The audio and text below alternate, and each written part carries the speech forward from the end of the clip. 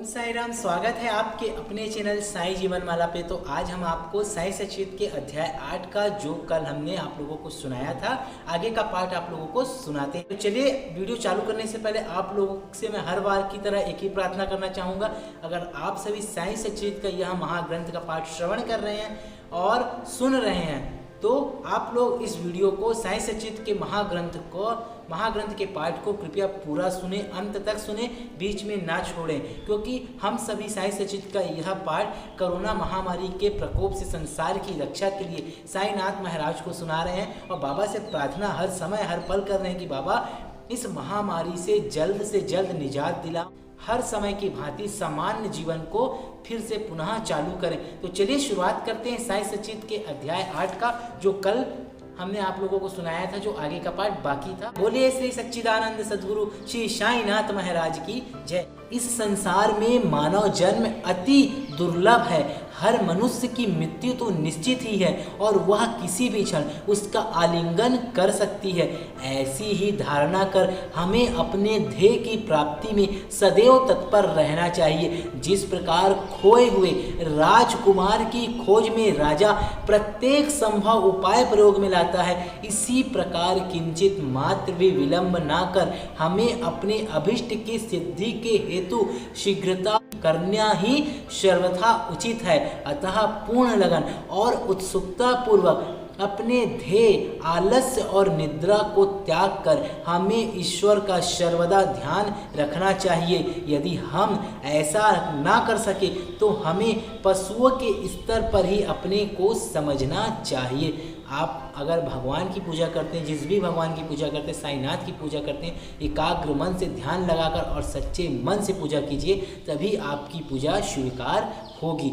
कैसे पवित्र होना, आगे का कथा जारी रखते हैं। अधिक सफलता पूर्वक और साक्षात्कार को सुलभ प्राप्त करने का एकमात्र उपाय है किसी योग्य संत या सद्गुरु के चरणों की शीतल छाया में आश्रय लेना, जिससे कि ईश्वर साक्षात्कार हो चुका हो। जो लाभ धार्मिक व्याख्यानों के श्रवण करने और धार्मिक ग्रंथों के अध्ययन करने से प्राप्त नहीं हो सकता, वह इन उच्च आत्मज्ञानियों की संगति से सहज ही प्राप्त हो जाता है। जो प्रकाश हमें सूर्य से प्राप्त होता है, वैसा विश्व के समस्त तारे भी मिल जाएं तो भी नहीं दे सकते।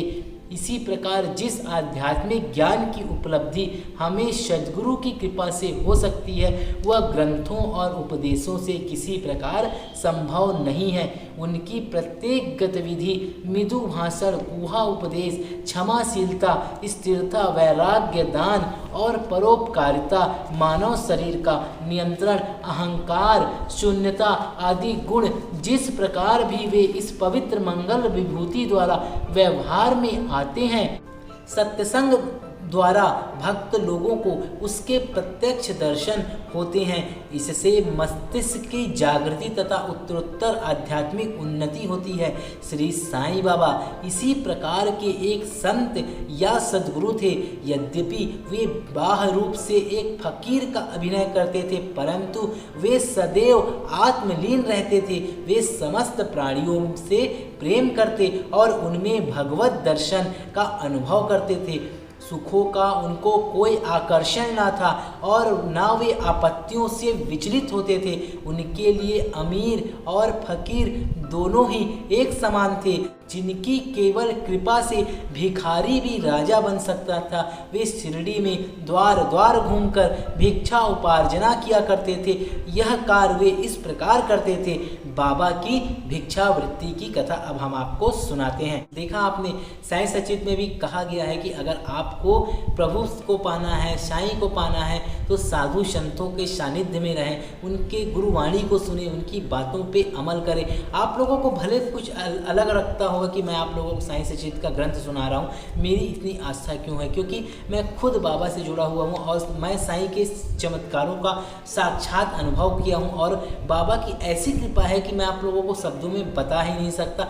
जैसा भी हो, आप लोगों को जो भी लगे अच्छा है। मैं जब मैं साईं बाबा से शुरू में जुड़ा था, तो लोग मुझे भी कहते थे कि ये पागल हो गया कि अभी से पूजा पाठ पंडितगिरी में लग गया। आज भी मुझे पंडित कहते हैं और अब क्या बताऊँ, हंसी भी आती है कि मेरे कुछ अपने भी मुझे कहते हैं कि पंडित है, फिर भी मैं लगा हुआ हूँ। लेकिन मुझे एक अच्छा अनुभव मिला, मुझे एक बहुत ही अच्छा लाइफ में मिला कि मुझे कई लोगों ने, जब मेरी शादी नहीं हो रही थी, कहते हैं कि ज़्यादा पंडितगिरी मत कर, ज़्यादा बाबा की पूजा मत कर, किसी भगवान की ज़्यादा, क्योंकि मैं हर समय कभी मंदिरों में जाता हूँ, चंडी मंदिर में चले जाता हूँ, वहाँ प्रसाद वितरण करता हूँ, भंडारा में, हर भंडारा में कहीं के भी होता है मैं वहाँ नज़र आ जाता हूँ। वहाँ तो मुझे बहुत लोग मिलते हैं कि ये देखो आ गया, यहाँ भी आ गया, यहाँ भी पूजा पाठ चालू, इसका पंडित है कि चालू।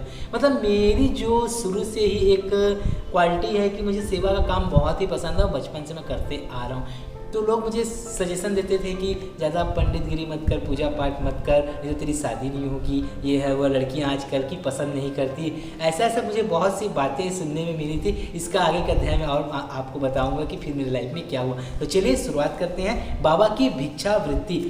शिरडी वासियों के भाग्य की कौन कल्पना कर सकता है कि जिनके द्वार पर ब्रह्मा भिक्षुक के रूप में खड़े रहकर पुकार करते थे, ओ माई एक रोटी का टुकड़ा मिले, और उसे प्राप्त करने के लिए अपने हाथ फैलाते थे। एक हाथ में वे सदा टमरेल लिए रहते थे तथा दूसरे में एक झोली। कुछ घरों में तो वे प्रतिदिन ही जाते थे और किसी किसी के द्वार पर केवल फेरिल ही लगाते थे। वे साग, दूध या छाछ आदि पदार्थ तो टीन पार्ट में लेते थे तथा भात व रोटी आदि अन्य सूखी वस्तुएं झोली में डाल लेते थे। बाबा की जीहा की कोई स्वाद रुचि न थी, क्योंकि उन्होंने उसे अपने वश में कर लिया था। इसलिए वे भिन्न भिन्न वस्तुओं के स्वाद की चिंता क्यों करते। जो कुछ भी भिक्षा में उन्हें मिल जाता उसे ही वे मिश्रित कर संतोषपूर्वक ग्रहण करते थे। अमुक पदार्थ स्वादिष्ट है या नहीं, बाबा ने इस ओर कभी ध्यान ही नहीं दिया, मानो उनकी जीहा में स्वाद बोध ही ना हो। वे केवल मध्याह्न तक ही भिक्षा उपार्जना करते थे। यह कार्य वह प्रतिदिन अनियमित, किसी दिन तो वे छोटी सी फेरी ही लगाते तथा किसी दिन 12 बजे तक वे एकत्रित भोजन एक कुंडी में डाल देते थे, जहां कुत्ते, बिल्लियां, कौवे आदि स्वतंत्र भोजन करते थे। तो देखिए आपने, साईं बाबा के जीहा का कोई स्वाद नहीं था, उन्हें जैसा भी मिल जाए उसमें ही वह आनंद की प्राप्ति करते थे और उनके भोजन को कौवे, बिल्लियां, कुत्ते भी खाते थे, साथ साथ बाबा के साथ भी खाते थे। तब भी बाबा ने कभी किसी का विरोध नहीं किया, कभी किसी को धुतकारा नहीं।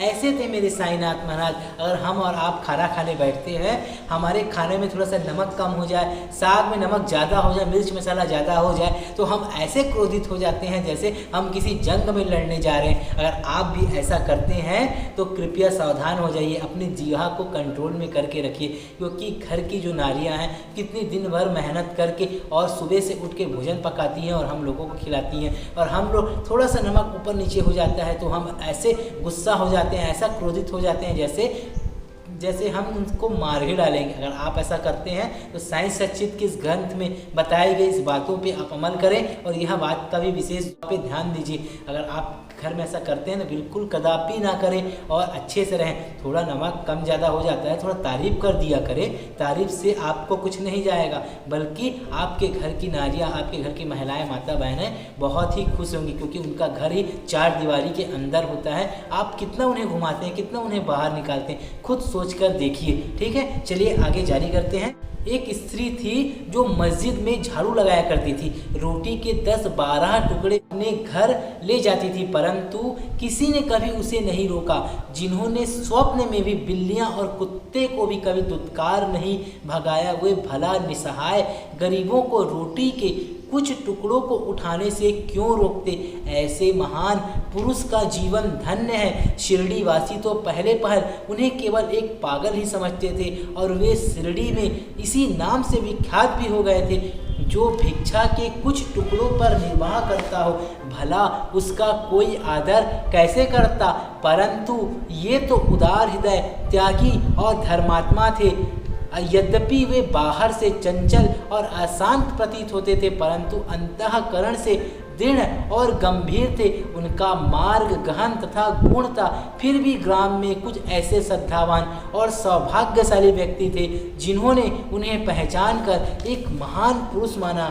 ऐसी ही एक घटना जो है बाईजाबाई की सेवा अगले पाठ में हम आपको बताएंगे। साई सचेत का अध्याय 8 जारी है। तो आप लोगों से हर वीडियो की भांति इस वीडियो में भी यही प्रार्थना करना चाहूँगा, साई सचेत का महाग्रंथ सुनने के बाद आखिरी में आप सभी प्रार्थना करें कि हे साईनाथ महाराज, हम सभी मिलकर आपके साई सचेत का महाग्रंथ का पाठ श्रवण कर रहे हैं और आपको सुना रहे हैं। आपसे यही आग्रह, संसार में आ रही विपत्तियों को दूर करें और सुख संपत्ति समृद्धि लाएं। बोलिए साईनाथ महाराज की जय। ओम साई राम।